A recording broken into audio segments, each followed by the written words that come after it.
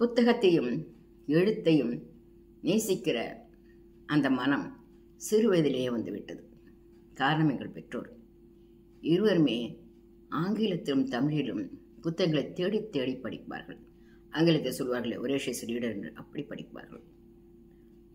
அவர்கள் புத்தகத்தை படிப்பதோடு கூட அந்த புத்தகத்தை பாதுகாப்பதிலும் மிகுந்த கவனம் எடுத்துக்கொள்வார்கள். யாருடைய புத்தகமாகத்தான் இருக்கட்டுமே என்று கடிந்து கொள்வார்கள்.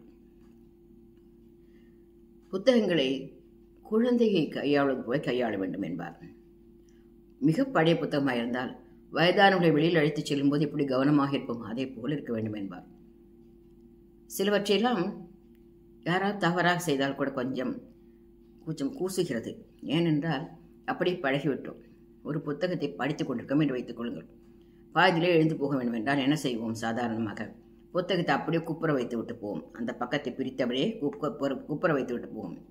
தந்தையார் திட்டுவார். ஏனென்றால் அந்த புத்தகத்தின் கட்டு விட்டு விடுமாம். புக் மார்க் வைத்து கீழே வை என்பார். புக் மார்க் எல்லாமே புத்தகத்தை தொட்டால் கடிந்து கொள்வார்.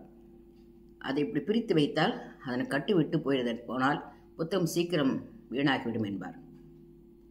அதே போல புத்தகத்தை சிலர் என்ன செய்வார்கள்? பக்கத்தை நினைவு வைத்துக் கொள்வதற்காக அந்த பக்கத்தில் மேலே இருக்கிற அந்த மூலையை அப்படியே மடித்து வைப்பார்கள்.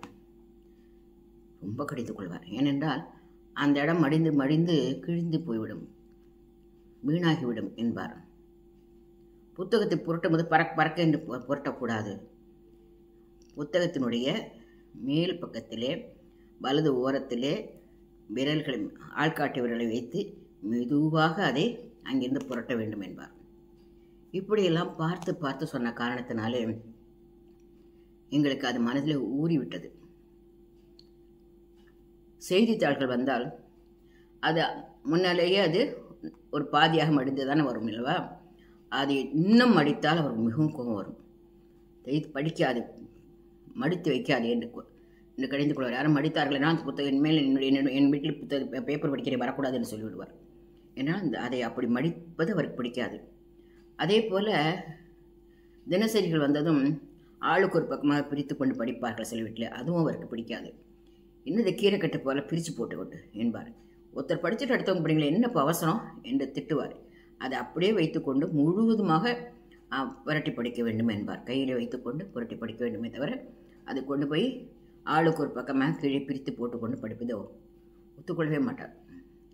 புத்தகம் பேப்பர் படித்த பிறகு அதை அடுக்கி வைத்திருக்க அழகு அப்படி கை வைத்து எண்ணிக்கொண்டே வந்து கீழே எடுத்து விட முடியும். அவ்வளோ அழகாக அடுக்கி வைத்துக் கொள்வார். அதை கண்டபடி இறைத்தாலோ கண்டபடி பிரித்து பார்த்தாலோ அவருக்கு பிடிக்காது. உனக்கு ஏதாவது தாள் வேண்டுமென்றால் எடுத்துக்கொள், அங்கிருந்து அப்படியே கிழித்தெல்லாம் பண்ணாதே என்று திட்டுவார். எல்லாவற்றோடும் ரொம்ப முக்கியமாக என்ன செய்வார் என்றால், புத்தகத்தை படித்து விட்டாய் அல்லவா, அதை யாரிடம் வந்து வாங்கி கொண்டு வந்தாய், உடனடியாக அவரிடம் கொண்டு போய் கொடு என்பார்.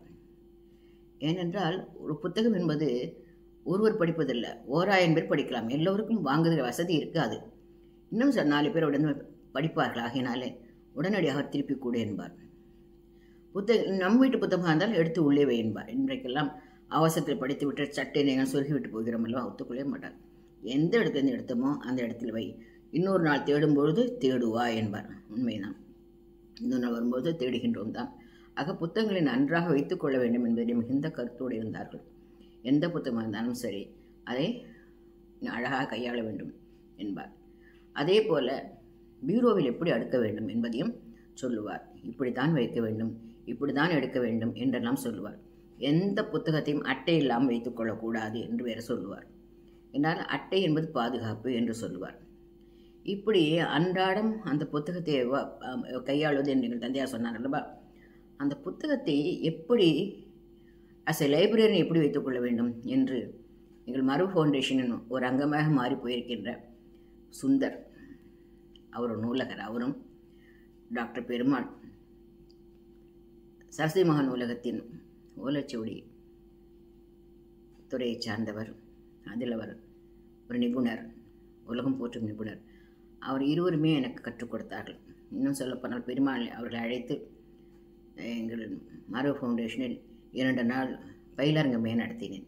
நிறைய கற்றுக்கொள்ளும். அப்பொழுது அடுத்த பதிவிலே அந்த நூல்களை எப்படி பாதுகாக்க வேண்டும் என்பதை பார்க்கலாம்.